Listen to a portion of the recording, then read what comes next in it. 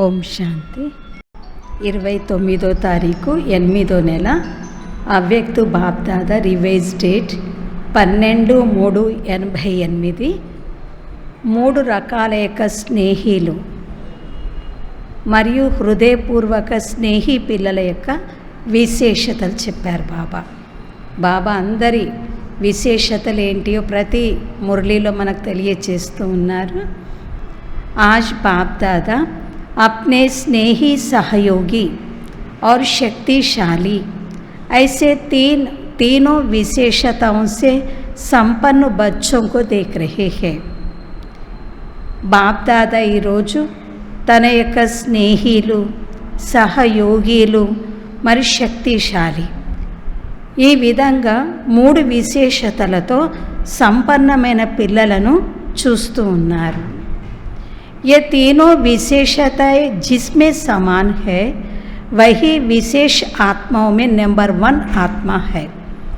ఈ 3 విశేషతలు ఎవరిలోనైతే సమానంగా ఉన్నాయో వారే విశేషమైన ఆత్మలలో నెంబర్ 1 ఆత్మ ఉన్నారు.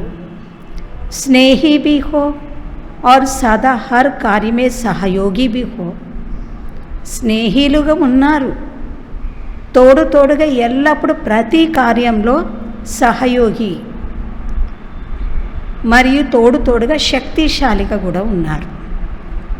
స్నేహి, सहयोगी, తోడుగా శక్తిశాలి. स्नेही तो सभी है लेकिन स्नेही में एक है दिल का स्नेह.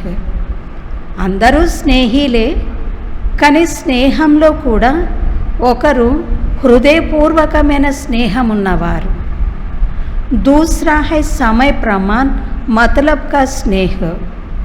ఇంకా రెండో రకం వాళ్ళు సమయం అనుసారంగా వాళ్ళ అవసరాలకు స్నేహిగా ఉన్నవారు. और तीसरा है मजबूरी के समय का स्नेही. మూడో రకం పిల్లలు ఉన్నారు, వాళ్ళ కష్టకాలం వచ్చినప్పుడు ఇంకా బాబా అంటూ స్నేహిగా ఉన్నవారు. మరి ఎవరు ఏ స్నేహిలు? బాబాకు సదా స్నేహిగా, సహయోగిగా, శక్తిశాలిగా ఉన్నవారా, లేక ఏదైనా సమయం అనుసారంగా పరిస్థితులలో తన అవసరానికి బాబాకు స్నేహిగా ఉంటున్నారా, లేక కష్టకాలాల్లో బాబా అంటూ స్నేహిగా ఉంటున్నారా? जो दिल का स्नेही है उसकी विशेषता यह होगी, वह सर्व संबंध और सर्व प्राप्ति सदा स्वतः अनुभव करेगा. ఇంకా ప్రాప్తుల విషయంలో చెప్తున్నారు, ఏ ఆత్మలైతే బాబా అంటే హృదయపూర్వకంగా స్నేహం ఉన్నదో మరి వారి యొక్క విశేషత ఇదే ఉంటుంది. వారు సర్వ సంబంధాలతో మరి సర్వ ప్రాప్తులను సదాగా సహజంగా స్వతహాగా అనుభవం చేస్తూ ఉంటారు. హృదయపూర్వకమైన బాబా అంటే స్నేహం ఉన్న ఆత్మలు వారు సర్వ సంబంధాలు బాబాతో సదాగా ఉంటాయి, సహజంగా ఉంటాయి, స్వతహాగా అనుభవం చేస్తారు అన్నారు బాబా. ఇంకా అన్ని ప్రాప్తులను కూడా ఆ సంబంధాల యొక్క సర్వ ప్రాప్తులను ఇలా సదాగా సహజంగా స్వతహాగా ఆత్మల అనుభవం చేసుకుంటూ ఉంటారు. ఏక్ సంబంధికి అనుభూతి మే బి కమీ నహీ. బాబాతో ఒక్క సంబంధం యొక్క అనుభూతిలో కూడా లోపమే వాళ్లకు ఉండదు. అన్ని సంబంధాలు ఉన్నాయి బాబాకు. కొన్ని సంబంధాలు ఉండడం బాబాతో, కొన్ని సంబంధాలు లేకుండా ఉండడం అలా ఉండరండి. వాళ్ళు అన్ని సర్వ సంబంధాలు బాబాతో ఉంటాయి. ఏ ఒక్క దాని యొక్క లోటే లేదు, ఏ ఒక్క సంబంధం యొక్క లోటు బాబాతో లేదు. ఎలాంటి సమయం అలాంటి సంబంధం యొక్క స్నేహం యొక్క భిన్న అనుభవాలను చేస్తూ ఉంటారు. అంటే సమయం ఎలాంటిది ఉంటుందో వారు అలాగే సంబంధాన్ని, స్నేహం యొక్క భిన్న అనుభవాలను చేస్తూ ఉంటారు. समय को जानने वाले और समय प्रमाण संबंध को भी जानने वाले होंगे. బాబా అంటున్నాడు, సమయాన్ని తెలుసుకున్నటువంటి వారు ఆ సమయానికి ఏ సంబంధం అవసరం ఉందో అది కూడా తెలిసే ఉంటుంది వాళ్లకు అంటున్నారు. ఆ సమయం ప్రమాణంగా బాబాతో ఏ సంబంధం ఉండాలనో అది కూడా వాళ్ళకు తెలుసు అంటున్నారు బాబా. ఏమో ఇప్పుడు బాబాతో నేను ఏ సంబంధం జోడించాలేమో నాకేం అర్థం కావట్లేదు, నాకేం తెలియట్లేదని వాళ్ళు అలా ఉండరు అంటున్నాడు. अगर बाप जब शिक्षक के रूप में श्रेष्ठ पढ़ाई पढ़ा रहे हैं, ऐसे समय पर शिक्षक के संबंध का अनुभव ना कर सखा रूप की अनुभूति में मिलन मनाने व रूरिहानी करने में लग जाए तो पढ़ाई की तरफ अटेंशन नहीं होगा. బాబా ఒకవేళ బాబా ఎప్పుడైతే శిక్షకుడి యొక్క రూపంలో శ్రేష్టమైన చదువుని చదివిస్తూ ఉన్నారు, ఇలాంటి సమయంలో శిక్షకుని యొక్క సంబంధం యొక్క అనుభవాన్ని చెయ్యకుండా సకారూపం యొక్క అనుభూతిలోనే మిలనాన్ని జరుపుకోవటము లేక ఆత్మిక సంభాషణ చేయటంలో మీరు నిమగ్నమై ఉన్నట్లయితే చదువు వైపు అటెన్షన్ మీకు ఉండదు అంటున్నారు బాబా. చదువు సమయంలో నేను స్టూడెంట్, బాబా టీచర్, ఈ అనుభవం మనం చెయ్యాలి. మరి ఎలా ఉంటారు స్టూడెంట్స్? టీచర్ రాకముందే వచ్చి ఉంటారా లేదా? ఎవరైతే టీచర్ వచ్చిన తర్వాత వచ్చే స్టూడెంట్స్ ఉంటారో ఏమవుతుంది వాళ్లకు? ఏం జరుగుతుంది? ఏముండదా? వచ్చి కూర్చో అంటారా? ఏం చేస్తారు వాళ్లకు? టీచర్ ఏం చేస్తుంది ఆ సమయంలో? గుర్తు లేదా? ఎప్పుడు వెళ్ళలేదా స్కూల్లో? అలా ఏం చేసేవారు శ్యాంబాయ్? పనిష్మెంట్ ఇస్తారు. మరి బాబా మనకి ఎంత పనిష్మెంట్ ఇస్తాడు తర్వాత? యమధర్మరాజు రూపంలో అయితే ఉంటుంది. మనకు లోపట బాగుండాలి. శివబాబా టీచర్ కంటే ముందు వెళ్ళిపోవాలి, క్లాస్ టైంలో వెళ్ళాలి అనేది ఉండాలి, మనలో ఉండాలి. నేను స్టూడెంట్ చదువుకోకపోతే ఏమవుతుంది? నాకు ఆబ్సెంట్, బాబా దగ్గర ఆబ్సెంట్ పడుతుంది. ఆన్లైన్లో కూడా సుజాతకే చెప్తూ ఉంటారు, ఉదయం అయితే ఎలా అయినా సేవలు ఉంటాయి అక్కయ్య, అప్పుడు మేము పనులు చేస్తూ మురళి వింటాం. కానీ సాయంత్రం మాత్రం తప్పకుండా కూర్చొనే మేము మురళి వింటాం. మురళి చెప్పండి, సాయంత్రం ఆ క్లాసులు ఈ క్లాసులు పెడుతుంటే అక్కయ్య అన్నారు, అక్కయ్య మురళి చెప్పండి. ఎందుకంటే మేము కూర్చుంటాం, ఆ సమయంలో కూర్చొని వింటున్నాం. ప్రొద్దునైతే ఇంట్లో ఉంటున్నాం కాబట్టి పనులు చేస్తూనే వినాల్సి ఉంటుంది. కానీ సాయంత్రం మాత్రం తప్పకుండా కూర్చుంటున్నాం మేము. వాళ్ళకి అటెండెన్స్ పడుతుంది. పొద్దున మనం అట్లా కూర్చొని వినాం, సాయంత్రానికి కూర్చొని వినాం, అప్పుడు వాళ్ళకు అటెండెన్స్ ఏమీ ఉండదు. కానీ తప్పకుండా భగవంతుడు మనం చూస్తూ ఉన్నాడు, మనం కూర్చొని వినాలి. మనం చాలా వరకు సెంటర్లో కూడా ఇప్పుడు సేవ ఉంది సద్గురువారం. మరి భోగైతే చేయాలి కదా, ఎప్పుడో రాత్రి చేసి పెట్టింది అయితే కాదు కదా, ఇప్పుడు చేయాల్సిందే కదా, ఇప్పుడు చేయాల్సిందే అయితే చేయాల్సిందే కదా. ఈ విషయం వేరు. కానీ ఒక పూట మాత్రం మనది అటెండెన్స్ ఉండాల్సిందే. ఏదో మీ ఇంట్లో ప్రోగ్రామ్స్ ఉండి ఫంక్షన్లు ఉండి ఇక అన్నీ చూసుకోవాల్సి వస్తుంది, అది ఎప్పుడో ఒక విషయం వేరు. కానీ ప్రతిరోజు అదే ఉన్నదంటే బాబాకు మనం స్టూడెంట్ యొక్క సంబంధంతో ఎక్కడున్నాం? లేనేలేము అసలుకు. మనం చాలా మిస్ చేసుకుంటున్నట్టు, చాలా పోగొట్టుకుంటున్నట్టు ఈ సంబంధంతో.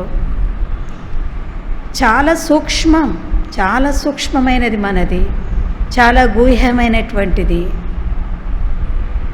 బాబా అంటున్నాడు, ఇలాంటి సమయంలో అంటే శ్రేష్టమైన చదువుని చదువుకుంటున్నాము. ఇలాంటి సమయంలో శిక్షకుని యొక్క సంబంధం యొక్క అనుభవం చెయ్యకుండా సాకారూపం యొక్క అనుభూతిలో మిలనాన్ని జరుపుకుంటూ రూరిహాని చేస్తూ ఉన్నట్లయితే చదువు వైపు అటెన్షన్ ఉండదు.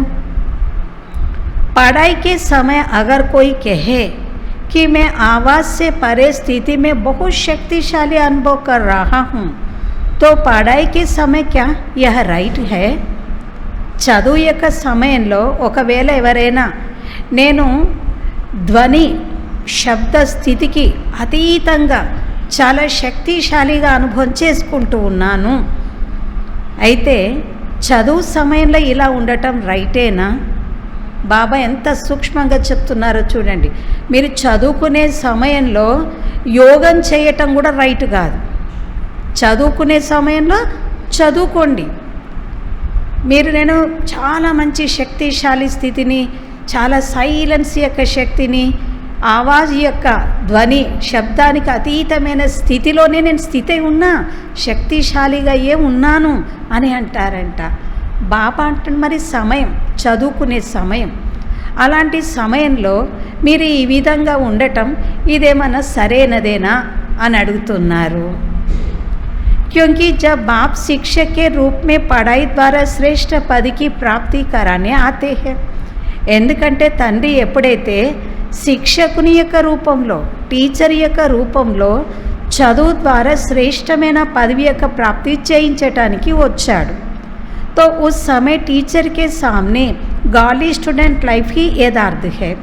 కనుక ఇలాంటి సమయంలో అతడు టీచర్ రూపంలో వచ్చి ఉన్నారు కనుక ఇలాంటి సమయంలో ఈశ్వరీయ విద్యార్థి జీవితంతో ఉండటమే కరెక్ట్. మీరు స్టూడెంట్గా ఉండటమే యథార్థము అంటున్నాడు. इसी को कहा जाता है समय की पहचान, प्रमाण संबंध की पहचान और संबंध प्रमाण स्नेह के प्राप्ति की अनुभूति. దీనిని ఏమని అంటారు? సమయం యొక్క గుర్తింపు ప్రమాణంగా సంబంధాన్ని గుర్తించి మరి సంబంధ ప్రమాణంగా స్నేహం యొక్క ప్రాప్తిని అనుభూతి చేస్తారు. యహీ బుద్ధికో ఎక్సర్సైజ్ కరా. బాబా అన్నాడు ఈ యొక్క ఎక్సర్సైజ్ని బుద్ధితో చెయ్యండి. ఏ సమయంలో ఏ సంబంధంతో బాబా నుండి పదవి ప్రాప్తులను పొందాలో ఆ ఎక్సర్సైజ్ని చెయ్యండి. जो जैसे चाहिए, जिस समय चाहिए वैसे स्वरूप और स्थिति में स्थित हो सके. ఏమంటున్నాడు బాబా? ఎవరు ఎలా అనుకుంటున్నారో, ఎవరు ఏ విధంగా ఏ సమయంలో ఎలాంటి స్వరూపంలో మరి ఏ స్థితిలో స్థితి అవ్వాలనో ఆ స్థితిలో స్థితి అవ్వండి. ఏ సమయంలో తర్వాత ఏ సంబంధమో ఎలా అంటే అలా దాన్ని అనుభవం చెయ్యండి. టీచర్ రూపంలో చెయ్యాలి, మరి అదే సంబంధ రూపంలో అనుభవం చెయ్యండి అంటున్నారు. జో జైసా చాహియే, జిస్ సమయ చాహియే. ఎవరికి ఏ విధంగా అంటే ఏ సమయంలోనేట లేక ఏ స్వరూపంలో లేక ఏ స్థితిలో అయితే ఉండాలో ఆ స్థితిలో స్థితి అయిపోండి. జైసే కోई शरीर में भारी है, बोझ है, तो अपने शरीर को सहज जैसे चाहे वैसे मोल्ड नहीं कर सकेगा. బాబా అంటాడు ఏ విధంగా శారీరకంగా లావుగా ఉన్నవాళ్ళు, బరువుగా ఉన్నవారు తన దేహాన్ని సహజంగా ఎలా అంటే అలా మోల్డ్ అయితే చేయలేరు. ऐसे ही अगर मोटी बुद्धि है अर्थात किसी न किसी प्रकार का व्यर्थ बोझ व व्यर्थ कीचड़ा बुद्धि में भरा हुआ है, कोई ना कोई अशुद्ध है, तो ऐसे बुद्धि वाला जिस समय चाहिए वैसे बुद्धि को मोल्ड नहीं कर सकेगा. బాబా స్థూలంగా ఎగ్జాంపుల్ ఇచ్చారు కదా. స్థూలంగా లావుగా ఉన్నవాళ్ళు, బరువుగా ఉన్నవాళ్ళు తన శరీరాన్ని ఎలా అంటే అలా దాన్ని మోల్డ్ చేయలేరు, వంచలేరు. లావుగా ఉన్నవాళ్ళు కింద పడ్డది తీసుకోండి అంటే తీసుకుంటారా? తీసుకోలేరు. ఎలా అంటే అలా తన దేహాన్ని మోల్డ్ ఎలా అయితే చేయలేరో ఇదే విధంగా మందబుద్ధి ఉన్నవారు అనగా ఏదో ఒక ప్రకారమైన వ్యర్థము యొక్క బరువు లేక వ్యర్థం యొక్క చెత్త బుద్ధిలో నిండి ఉన్నది. ఏదో ఒక అశుద్ధత గలవారు, ఇలాంటి బుద్ధి గలవారు కూడా ఎలాంటి సమయంలో అలా బుద్ధిని మోల్డ్ చేయలేరు అంటున్నాడు. వాళ్ళ బుద్ధిని కూడా అలా వంచలేరు అంటున్నాడు. ఎలాంటి సమయంలో తన బుద్ధిని ఎలా అంటే అలా మరల్చలేరు, తిప్పలేరు అంటున్నాడు. इसलिए बहुत स्वच्छ, महीन अर्थात अति सूक्ष्म बुद्धि, दिव्य बुद्धि, बेहद की बुद्धि, विशाल बुद्धि चाहिए. కనుక చాలా స్వచ్ఛమైన, చాలా లోతైన అతి సూక్ష్మమైన బుద్ధి, దివ్యమైన బుద్ధి, బేహద్ది యొక్క బుద్ధి, విశాలమైన బుద్ధి కావాలి అంటున్నాడు బాబా.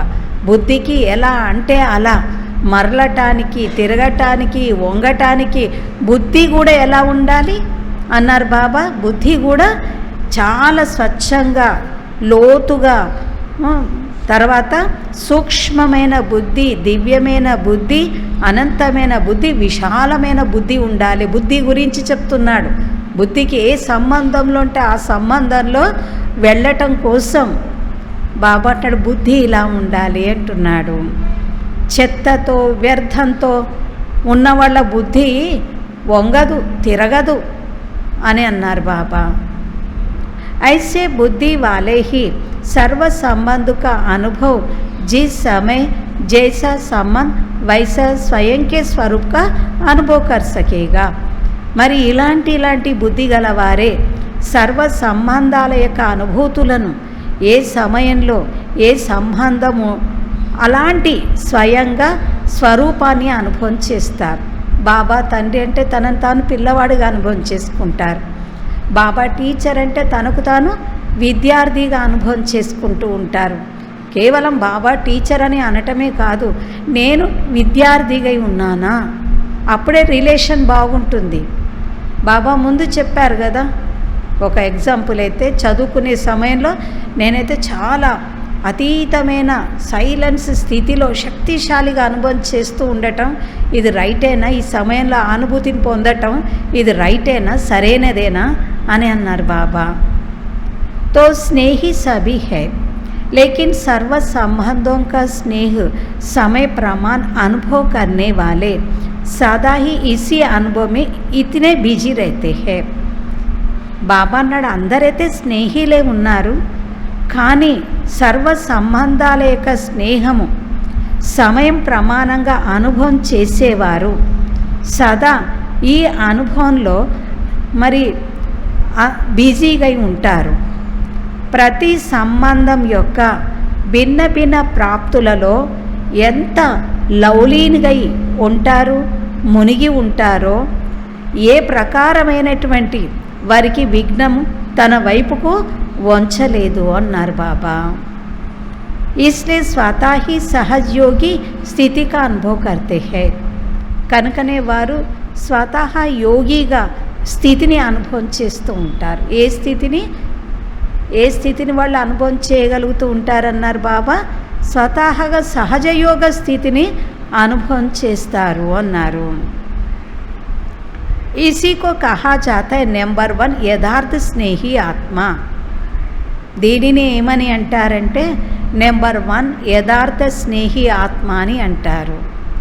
स्नेही के कारण ऐसी आत्मा को समय पर बाप द्वारा हर कार्य में स्वतः ही सहयोगी की प्राप्ति होती रहती है.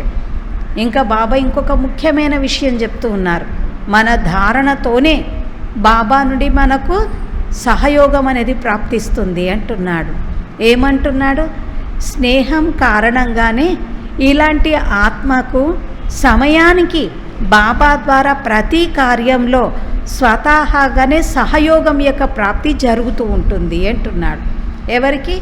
ఎవరైతే సదాగా స్వతహాగా యోగిగా ఉంటారు, అది కూడా ఎలాంటి సమయంలో అలాంటి సంబంధం బాబాతో ఉంచుకుంటూ ఉంటారే, అలాంటి ఆత్మలకు బాబా అంటున్నాడు స్వతహాగా సహయోగం ప్రాప్తిస్తుంది అన్నాడు. इस कारण स्नेह अखंड अटल अचल अविनाशी अनुभव होता है. ఇంకా ఈ కారణంగానే స్నేహము బాబాతో అఖండంగా ఉంటుంది, ఖండితం కాదు, ఇంకా స్థిరంగా ఉంటుంది, కదలకుండా ఉంటుంది. బాబాతో అవినాశిగా అనుభవం అవుతూ ఉంటుంది స్నేహం బాబాతో అంటున్నాడు. సంజా అర్థమైందా అంటున్నాడు. ఏమర్థమైంది మనకు? ఏ సమయంలో ఏ సంబంధం అవసరమో ఆ సమయంలో ఆ సంబంధంలోనే బుద్ధి అనేది ఉండాలి, సదాగా ఉండాలి.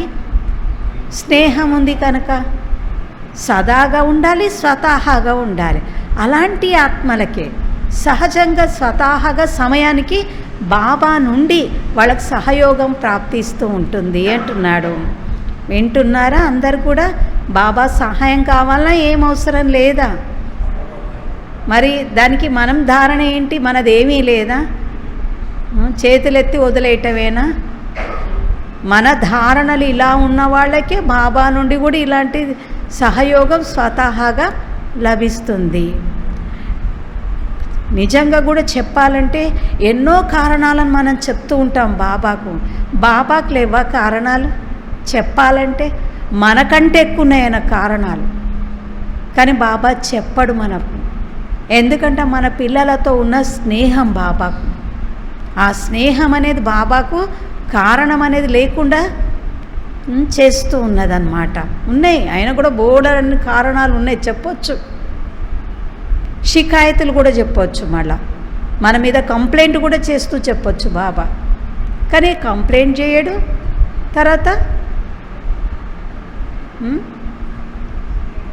కంప్లైంట్ కూడా చేయడు బాబా.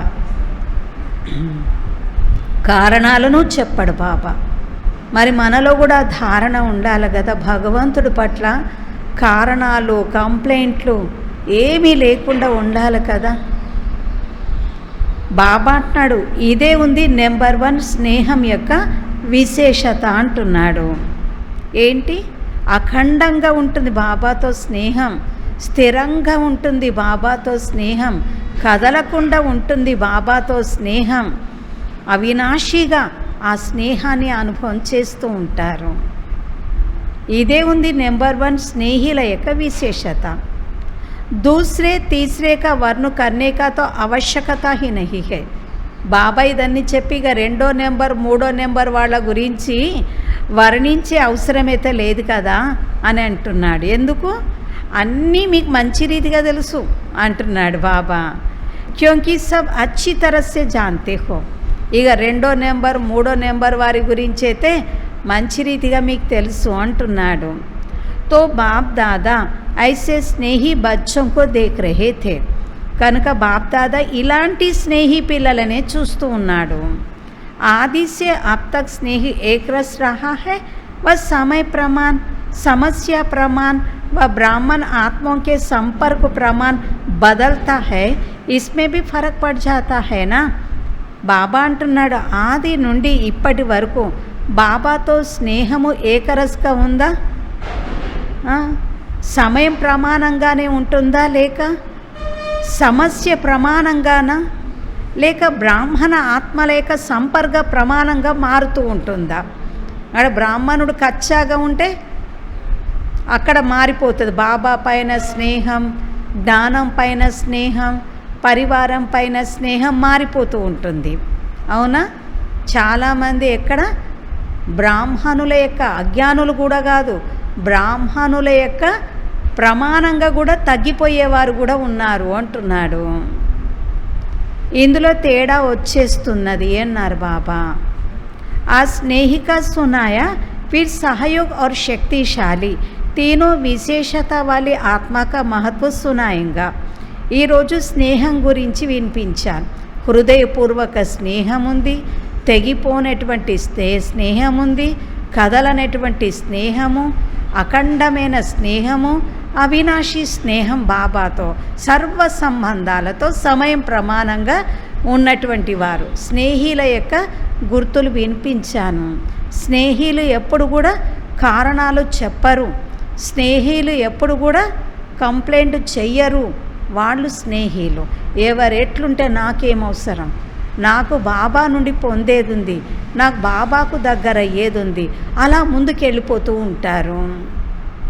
అంతేగాని స్థితిని డౌన్ చేసుకోవటం, చల్లబరుచుకోవటం, వెనుకబడిపోవటం, ఇవన్నీ ఏంటివి? స్నేహి పిల్లల యొక్క గుర్తులైతే కావు కదా. అందరు బాగున్నారా? అందరు బాగున్నారా? ఎలా ఉన్నారు? లైట్గా ఉన్నారా, భారంగానా? तीनों విశేషత वाली आत्मा का महत्व सुनाएंगे. 3 విశేషతలు గల ఆత్మల యొక్క మహత్వాన్ని వినిపిస్తాను. तीनों ही जरूरी है. 3 కూడా అవసరమైనవే. आप सब तो ऐसा స్నేహి హోనా, మీరందరైతే ఇలాంటి స్నేహిలే ఉన్నారు కదా, ప్రాక్టీస్ హైనా, మీకైతే అభ్యాసం ఉంది కదా. जब जहाँ बुद्धि को स्थित करना चाहो ऐसे कर सकते हो ना. ఎప్పుడంట ఎక్కడంటే మీ బుద్ధిని అక్కడ స్థిరంగా చేయగలుగుతారు కదా, ఇలా చేయగలుగుతారు కదా, బుద్ధిని అక్కడ పెట్టగలుగుతారు కదా. కంట్రోలింగ్ పవర్ హేనా, కంట్రోలింగ్ పవర్ ఉంది కదా. రూలింగ్ పవర్ తబ్ ఆతీ హై జబ్ పహలే కంట్రోలింగ్ పవర్ కో. పిల్లలు రూలింగ్ పవర్ కూడా అప్పుడే వస్తుంది ఎప్పుడైతే కంట్రోలింగ్ పవర్ ఉంటుందో అంటున్నాడు. రూలింగ్ పవర్ అప్పుడే వస్తుంది ఎప్పుడైతే కంట్రోలింగ్ పవర్ మీలో ఉంటుందో అంటున్నాడు. और जो स्वयं को ही कंट्रोल नहीं कर सकता वह राज्य को क्या कंट्रोल करेगा. ఎవరైతే స్వయాన్నే కంట్రోల్ చేసుకోలేరో వారు రాజ్యాన్ని కంట్రోల్ చేయగలుగుతారు. इसलिए स्वयं को कंट्रोल में चलाने की शक्ति का అభ్యాస్ అభి సే చాహియే. కనుక స్వయాన్ని కంట్రోల్లో నడిపించుకునే శక్తి యొక్క అభ్యాసం ఇప్పటి నుండే కావాలి. తబ్హీ రాజ్యాధికారి బనేగా, అప్పుడే రాజ్యాధికారిగా అవ్వగలుగుతారు. అర్థమైందా, సంజా అంటున్నాడు బాబా. వింటున్నారా అని అడగట్లేదు, అర్థమైందా, అర్థమవుతుందా మీకు అని అడుగుతున్నాడు. ఏం అర్థమైంది? మిమ్మల్ని మీరే కంట్రోల్ చేసుకోలేనప్పుడు మీరు రాజ్యాన్ని కంట్రోల్ చేయగలుగుతారు. బాబా అంటున్నాడు ఇక్కడ ఎవరైతే స్వరాజ్యాధికారులుగా ఉంటారో వాళ్ళే విశ్వరాజ్యాధికారం పొందగలుగుతారు, చేయగలుగుతారు, విశ్వరాజ్యాన్ని కూడా కంట్రోల్ చేయగలుగుతారు అని అన్నారు బాబా. ఆజ్తో మిల్నే వాళ్ళం కా కోటా పూరీ కర్నీ హై. ఈరోజు కలుసుకునే వాళ్ళ కోటాను పూర్తి చేయాలి కదా. देखो संगम युग पर कितना भी संख्या के बंधन में बांधे लेकिन बांध सकते हो. చూడండి సంగమ యుగంలో ఎంత సంఖ్యలో బంధించాలనుకున్నా కానీ బంధించగలుగుతారా అంటే ఇన్ని వేల మందే రావాలి అనుకుంటే కూడా ఎక్కువైపోతూ ఉన్నారు. అంటే ఈ సంగమ యుగంలో సంఖ్య యొక్క బంధనలు ఎంత బంధించాలనుకున్నా కానీ బంధించగలుగుతూ ఉన్నారా. సంఖ్య సే జ్యాదా ఆ జాతే హే, ఇచ్చిన సంఖ్య కంటే ఎక్కువ వచ్చేస్తూ ఉన్నారు. इसलिए स्वयं को संख्या को और जिस शरीर का आधार लेते हैं उसको देख उसी विधि से चलाना पड़ता है. కనుక సమయాన్ని చూడాల్సి వస్తున్నది, సంఖ్యను చూడవలసి వస్తున్నది. ఏ దేహాన్ని అయితే నేను ఆధారంగా తీసుకున్నానో ఆ రథాన్ని కూడా చూడవలసి వస్తున్నది. అదే విధితో నడిపించాలి అంటున్నారు బాబా. అంతకుముందు బాబా మొదట్లో రాత్రి వచ్చేది ఉంటే 7ంటికి 7ంటికి వచ్చేది ఉంటే ఉదయం 9ంటికి 8:30కు వెళ్ళిన రోజులు కూడా మేమున్నాం. రథం బాగున్నది, బాబా అంత సమయం ఉండగలిగిండి. ఇంకా రథం పాత పడిపోతూ ఉంటే మరి రథాన్ని కూడా చూడాలి కదా. మనం కూడా వెహికల్ మీద వెళ్ళినప్పుడు వెహికల్ కండిషన్ కూడా చూస్తామా లేదా, ఆ కండిషన్ ప్రకారమే కదా నడిపించేది మనం. మరి నాకు కూడా నేను ఏ రథంలో ఏ దేహంలో వస్తానో ఆ రథాన్ని కూడా చూసి నడిపించాల్సి వస్తుంది నాకు అంటున్నారు. నిజంగా కూడా చూస్తే ఆ రోజులో బాబా వచ్చిండు అంటే వెళ్ళే వరకు అందరు ఉండేవాళ్ళు. ఒకవేళ బయటకు వెళ్ళాల్సి వస్తే వెళ్ళి మళ్ళీ వచ్చి కూర్చునేవాళ్ళు. కానీ ఇప్పుడు మనం చూస్తున్నాం కదా, బాబా ఉండి కొంత మురళి నడిపించుండో లేదో లేచి వెళ్ళిపోతూనే ఉన్నారు బయటకు. మరి బాబాకు కూడా ఏమనిపిస్తుంది?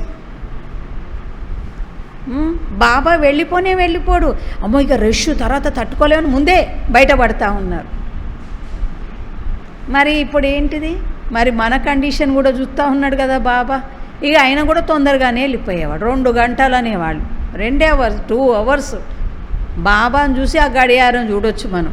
అట్లా 2 అవర్స్ మాత్రమే ఉన్నాడు లాస్ట్కు. బాబాట మనకు సమయాన్ని చూడాల్సి వస్తుంది, రథాన్ని చూడాల్సి వస్తూ ఉంటుంది, సంఖ్యను చూడవలసి వస్తుంది అని బాబా అంటున్నారు. బాబా వెళ్ళినాక భోజనాలకు వెళ్తారు కదా, 1-2 వరకు భోజనాలు అవుతూనే ఉన్నాయి అక్కడ. మరి సంఖ్యను కూడా చూడాల్సి వస్తుంది కదా. బాబాకు ఎన్ని మార్పులు, ఇంకా దాదీలు ఎంత మార్పులు చూశారు. మనమే ఎంతో మార్పు అనుకుంటున్నాం, కానీ మనకంటే ముందు వచ్చిన వాళ్ళు ఇంకెంత మార్పును చూశారు. బాబా అయితే స్టార్టింగ్లో అదే బాబా కమ్రా ఉంది కదా, జోంపిడి కాకుండా, అందులో ఒక్కొక్కళ్ళతో కలిసిండంట బాబా. ఎంతమంది పార్టీ అంటే ఆ రోజులు 20 మంది. అది పెద్ద పార్టీ. మన వరంగల్ నుండి కూడా మేము జ్ఞానంలో వచ్చిన కొత్తలో గ్రూప్ వెళుతూ ఉన్నారు. దాంట్లో 8 మంది అక్కలు, 8 మంది అన్నయ్యలు, 16 మంది వెళ్ళారు. దాదీ దగ్గర చెప్పి, దాదీ బడి పెద్ద పార్టీని తీసుకొని వచ్చారు వీళ్ళు అని చెప్తున్నారంట అక్కడ. అంటే 2, 3 అలా. ఆ రోజుల్లో బాబా పిల్లలు ఇంతమంది లేరు కదా. వతన్ మే సబ్ దేఖ్నా నహీ పడతా హై. ఇక్కడైతే ఇవన్నీ చూడవలసి వస్తుంది, కానీ సూక్ష్మ వతనంలో ఇవన్నీ చూడాల్సిన అవసరమే ఉండదు అంటున్నాడు. ఏమేమి చూడాల్సిన అవసరం లేదు? సమయాన్ని, సంఖ్యను, రథాన్ని, ఇవన్నీ చూడాల్సిన అవసరమే లేదు. మనం ఇప్పుడు వెళ్తున్నాం కదా వతనానికి, అక్కడ ఏమైనా సమయం చూడాల్సిన అవసరం ఉన్నదా ఏంటి బాబాకు? ఇంకా వేరే పిల్లలు ఉన్నారు, వాళ్ళతో కూడా కలవాలి, వాళ్ళతో మాట్లాడాలి, వాళ్ళకు వరదానం ఇచ్చేది ఉంది అని మనం ఏమైనా పక్క పంపిస్తున్నారా? మన ఓపిక అంతే. మనం ఎంత 24 గంటలు కూర్చున్నా అక్కడ ఎవ్వరు మనకు అడ్డు లేరు, ఏమీ అడ్డు లేదు అక్కడ వతనంలో మాత్రం. वतन में ये सब देखना नहीं पड़ता, क्योंकि सूक्ष्म शरीर की गति स्थूल शरीर से बहुत तीव्र है. ఎందుకంటే సూక్ష్మమైన శరీరం యొక్క వేగము స్థూలమైన శరీరం కంటే చాలా తీవ్రంగా ఉంటుంది, వేగంగా ఉంటుంది అంటున్నాడు. एक तरफ साकारी शरीरधारी, दूसरे तरफ फरिश्ता स्वर, दोनों को चलने में कितना अंतर होगा. ఒకవైపేమో సాకార దేహధారి, ఇంకొక వైపేమో ఫరిష్తా స్వరూపం. రెండిటి యొక్క నడవటంలో చాలా తేడా ఉంటుంది, చాలా తేడా ఉంటుంది. సూక్ష్మ శరీరంతో మనం మధుబన్కి వెళ్ళడానికి ఎంత టైం పడుతుంది? 1 సెకండ్ ఒక్క సంకల్పంతో వెళ్ళగలుగుతాం. మధుబన్ అనగానే ఇంకక్కడ పోయి ఉండగలగాలి. అదే శరీరంతో వెళ్ళాలంటే ఎంత టైం పడుతుంది?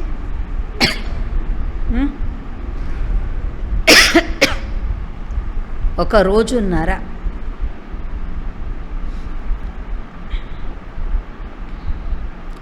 फरिश्ता कितने में पहुँचेंगे और साकार शरीरधारी कितने में पहुँचेंगे? बहुत अंतर है.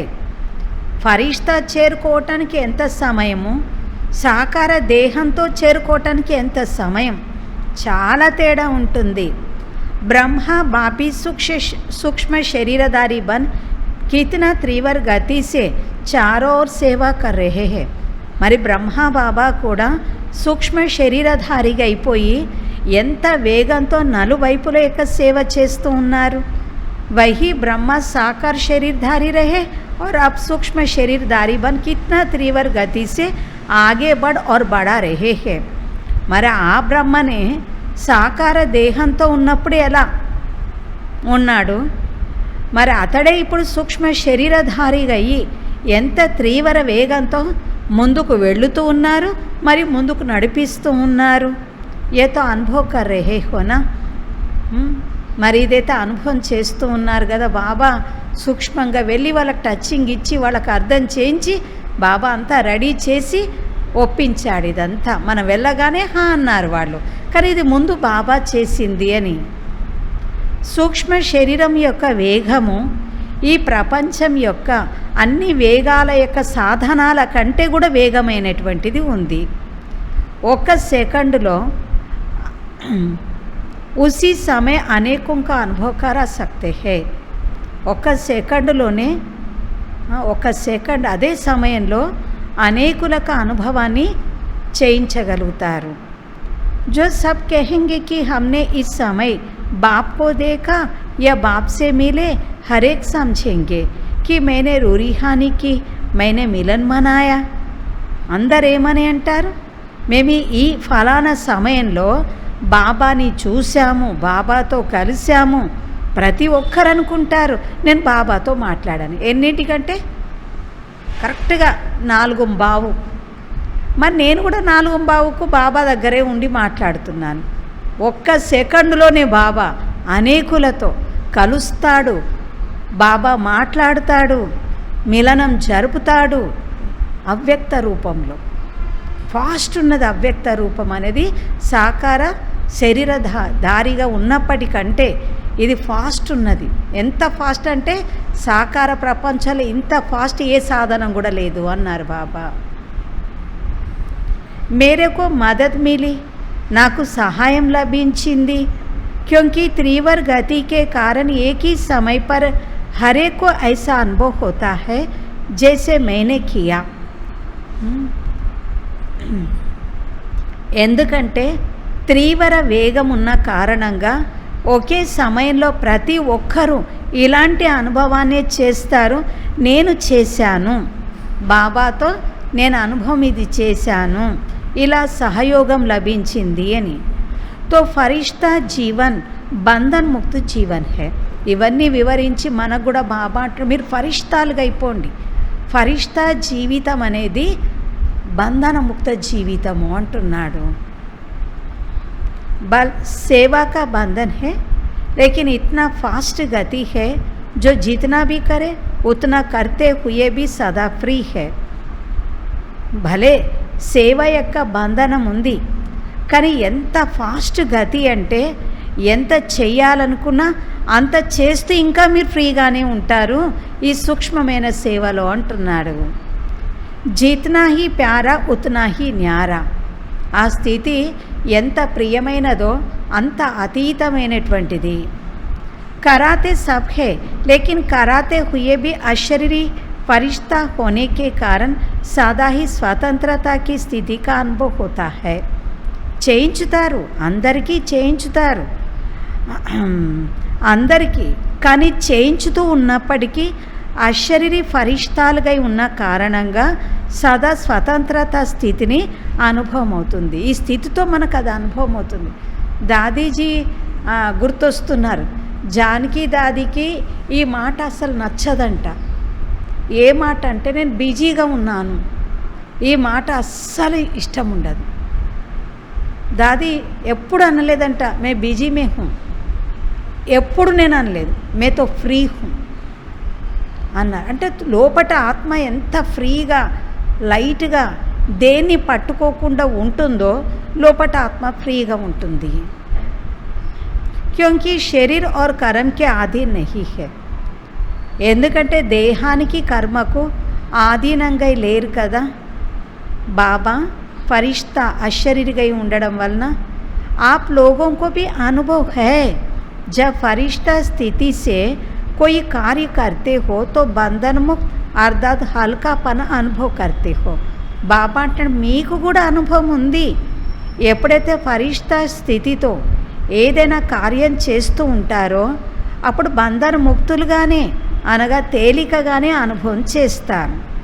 और जो है ही फरिश्ता, మరి మీరు ఆ స్థితిలో ఉంటేనే మీకు అనుభవం అవుతూ ఉంటే మరి అతడు ఉన్నదే ఫరిష్తా, లోకం కూడా ఫరిష్తాదే కనుక శరీరం కూడా ఫరిష్తాదే. అప్పుడు ఇంకేం అనుభవం అవుతుంది బాబాకి? ఇంకేం అనుభవం అవుతుంది? జాన్ సక్తే హోనా, తెలుసుకోగలుగుతారు కదా. మీరు ఫరిష్తా స్థితిలో ఉండే ఎంతో తేలికగా ఎంతో ఫ్రీగా ఉన్న అనుభవం మీకు అవుతూ ఉన్నది. ఏవి బంధనాలు ఉన్నట్టే అనుభవం కానప్పుడు బాబా ఉన్నదే ఫరిష్తా, బ్రహ్మ బాబా ఉన్నదే ఆలోకం. అదే శరీరంలో ఉన్నప్పుడు ఇంకా ఇక చెప్పండి మీకు తెలుస్తుంది కదా అక్కడ ఇంకెలా ఉంటాడో. అచ్చా మంచిది. चारों ओर के सर्व दिल के स्नेही बच्चों के सदा दिव्य विशाल बेहद बुद्धिमान बच्चों को सदा ब्रह्मा बाप समान फरिश्ता स्थिति का अनुभव कर त्रिवर गति से सेवा में स्व उन्नति में सफलता को प्राप्त करने वाले सदा सहयोगी बन बाप के सहयोग का अधिकारी अनुभव करने वाले ऐसे विशेष आत्माओं को समान बनने वाले महान आत्माओं को बाप दादा का याद प्यार और नमस्ते। हम रूहानी बच्चों की रूहानी बाप दादा को याद प्यार गुड మార్నింగ్ और నమస్తే। బాబా అన్నాడు ఫరిష్తాగా కండి, చాలా లాభాలు ఉన్నాయి మీకు అంటూ బాబా ఇటువైపుకు మనం తీసుకొని వచ్చారు. బాబాతో స్నేహం ఉన్నవాళ్ళు, హృదయపూర్వకంగా స్నేహం ఉన్న వాళ్ళ యొక్క గుర్తులు కూడా చెప్పారు బాబా. ఇక రెండో రకం మూడో రకం వాళ్ళ గురించి అయితే చెప్పాల్సిన అవసరం ఏమీ లేదు, మీకే తెలిసిపోయింది కదా అని అంటూ బాబా అన్నాడు ఫాస్ట్ సేవ ఫరిష్తా స్వరూపంతో చేయగలుగుతారు అని బాబా తెలియచేస్తూ ఆ స్థితిలో ఉండండి, ఆ స్థితిలోకి రండి, మీరు ఆ స్థితిలో ఉన్నట్లయితే ఎన్నో ప్రాప్తులను పొందగలుగుతారు అని అన్నారు. ఓం శాంతి. చెప్తూ ఉంటారు కదా, నేచర్ క్యూర్ డాక్టర్ అంటూ ఉంటారు. నేచర్ క్యూర్ చేస్తున్న చాలామంది అనారోగ్య పాలవుతున్నారంట. ఎందుకంటే ఏది చెయ్యకూడదు అని అంటారో అది చెయ్యట్లేదంట, కానీ ఏదైతే చెయ్యాలి అని చెప్తున్నాడో అది చెయ్యట్లేదంట. అందుకే సిక్ అయిపోతున్నారు. అలానే బాబా కూడా చెప్తున్నాడు, మీరు ఏమేమైతే సాత్వికమైన భోజనమే తింటున్నాం, పవిత్రంగానే ఉంటున్నాం, ఏవేవో చెప్తూ ఉన్నారు, కానీ ఏదైతే సూక్ష్మమైన పురుషార్థం చేసేది ఉందో ఆత్మతో అది వదిలేస్తారు, అది చేయటం లేదు. అందుకే ప్రాప్తులతో వంచితులైపోయి ఉంటున్నారు. బాబా అంటున్నాడు సూక్ష్మమైన బుద్ధి, స్వచ్ఛమైన బుద్ధి, లోతైన బుద్ధి, దివ్యమైన బుద్ధి. మరి బుద్ధి ఇలా తయారై ఉందా? ఆ బుద్ధిని తయారు చేసుకోవాలి, ఆ మనస్సుని మనం తయారు చేసుకోవాలి. అప్పుడు మనం బాబాతో ఎన్నో పొందగలుగుతుంది, ఆత్మ ఎన్నో తీసుకోగలుగుతున్నది. ఓం శాంతి. వరదానము.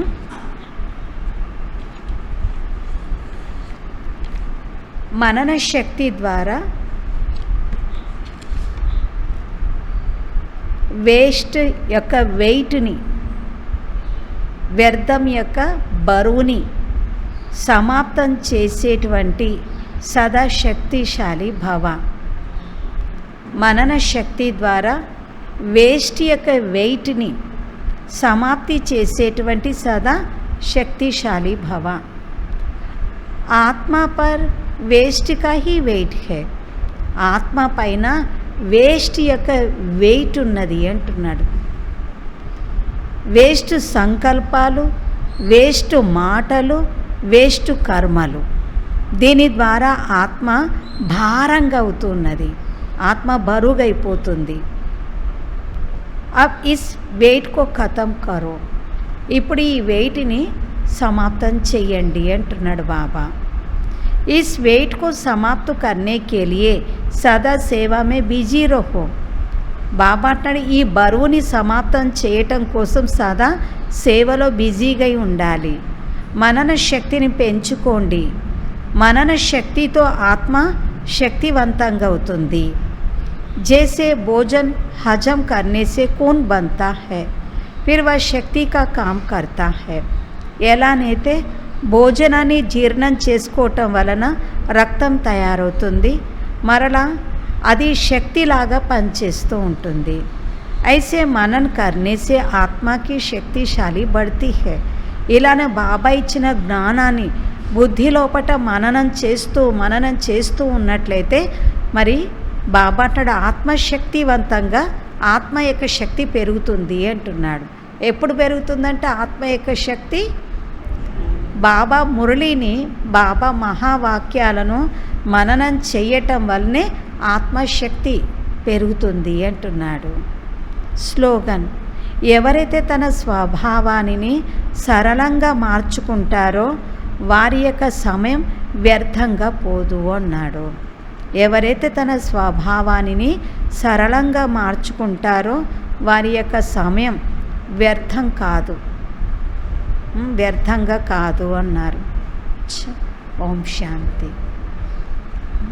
ఈరోజు మనం ప్రకాష్ మణి దాదీజీ యొక్క స్మృతి దినాన్ని జరుపుకుంటూ ఉన్నాం కదా. మరి దాది కూడా అందరికీ ఎన్నో అమూల్యమైనటువంటి విషయాలను తెలియచేశారు.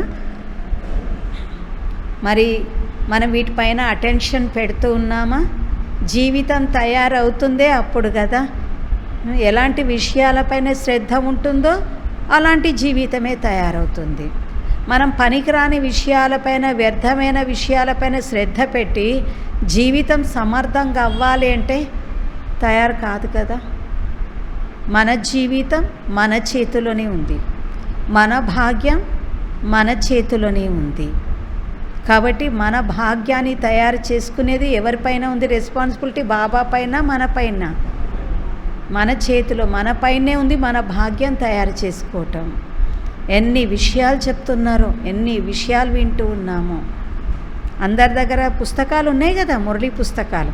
ఈ నెలవి, క్రిత నెలవి, ఆ పని నెలలో పుస్తకాలలో మమ్మ విశేషతలు, దీది విశేషతలు, ఈ దీంట్లో దాది చెప్పిన విషయాలు, వాటిని కంపల్సరీ చదువుకుంటూ ఉండండి. ఎంత చదువుకోవాలంటే అది మన జీవితంలో ఆచరణలో పెట్టే వరకు చదువుకోవాలి. అరే భక్తి మార్గంలో ఆ చదివిన పుస్తకాన్నే చదువుతా ఉన్నారు. సంతోషి మాత వ్రతం చేసినప్పుడు ప్రతి వారం అదే పుస్తకం పట్టుకొని చదివినాం.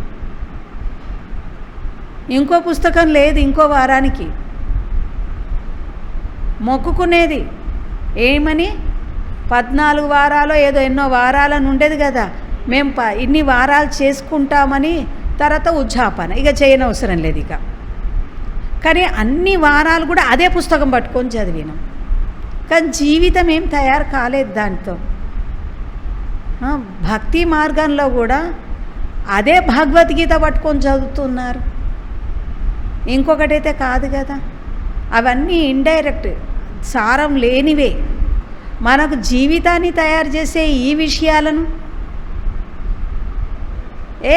నేను మురళి చదువుకున్నాను, మాకు ఇంకొకటి కావాలి అంటారు. ఇంకా రాలేదా మురళి, అయ్యో అనుకుంటారు. అది జీర్ణమైపోయిందా? సరే అది కూడా కావాలి, కానీ ఒకటే తప్పిస్తూ ఉంటారు. కానీ ఇన్ని మురళీలు ఉన్నాయి కదా, మరి వీటన్నిటినీ నేను ఏం చేస్తున్నాను? ఇవన్నీ తీసి చదువుకోవాలి కదా. అసలు మన ఆత్మ యొక్క కెపాసిటీ చూడండి. ఆత్మ కెపాసిటీ పెంచుకునేది కూడా మనమే కదా. మరి ప్రకాష్మణి దాది గారు 14వ పుణ్య దివసం రోజు క్లాస్లో వినిపించేందుకు దాది గారి ద్వారా లభించిన అమూల్య శిక్షణలు.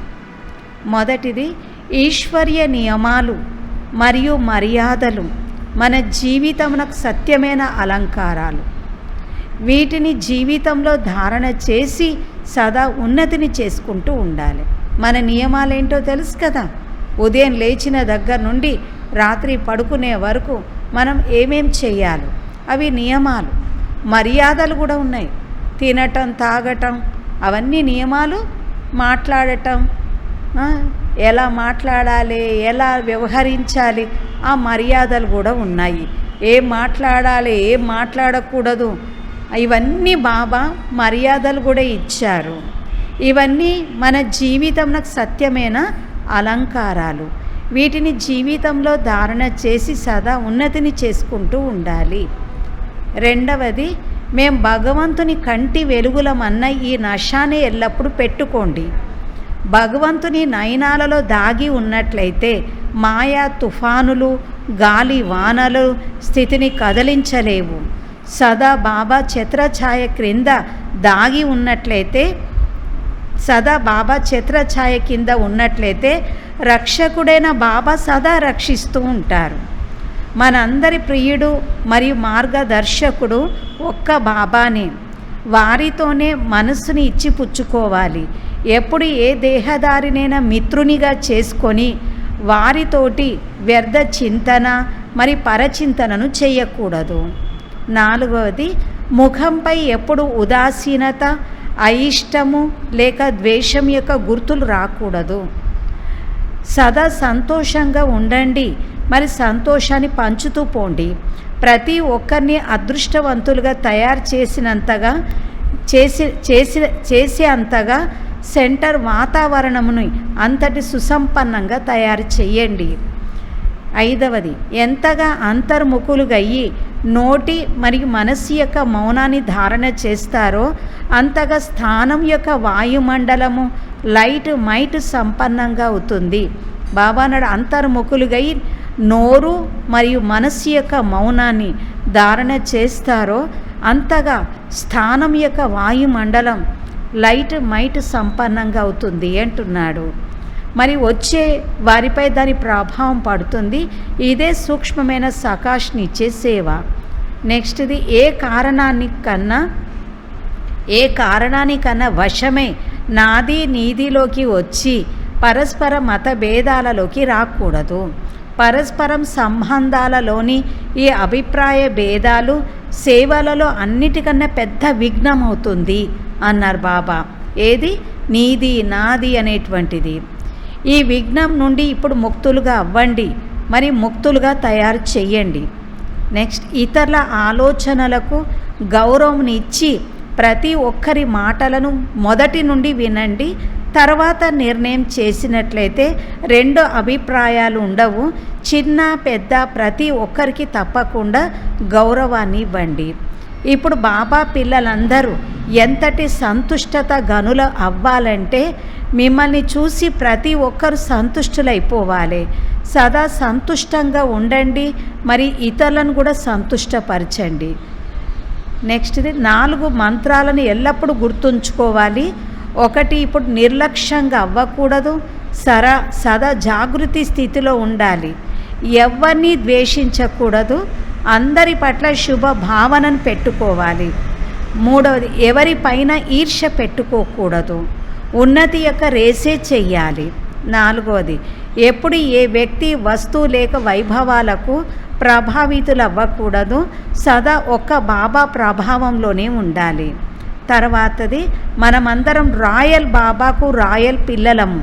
సదా స్వయంలో రాయల్టీ మరి పవిత్రతల సంస్కారం నింపుకోవాలి. బానిస సంస్కారాల నుండి విముక్తులుగా ఉండాలి. సత్యతను ఎప్పుడు వీడనాడకూడదు.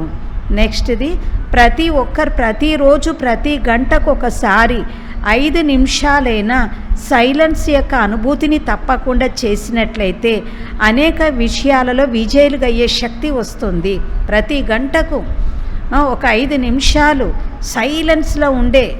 సైలెన్స్ యొక్క అనుభూతి పొందినట్లయితే అనేక విషయాలలో విజయులుగా అయ్యే శక్తి వస్తుంది. జ్ఞాన సహితంగా యోగంలో ఉన్నట్లయితే మాయపై విజయులుగా అవుతారు. జ్ఞాన సహితంగా యోగంలో ఉన్నట్లయితే మాయపై విజయులుగా అవుతారు. తర్వాతది, సేవతో పాటు స్వస్థితిని కూడా ఏకరసగా ఉండాలి. ఓ సేవ బోలనంత చేయటం, స్థితి చూస్తే కిందకు ఉండటం కాదు, చాలా నాజుగ్గా ఉండకూడదు, ఏకరసగా ఉండాలి స్థితిలో కూడా. అందుకొరకు యోగా భట్టీలు చాలా అవసరము.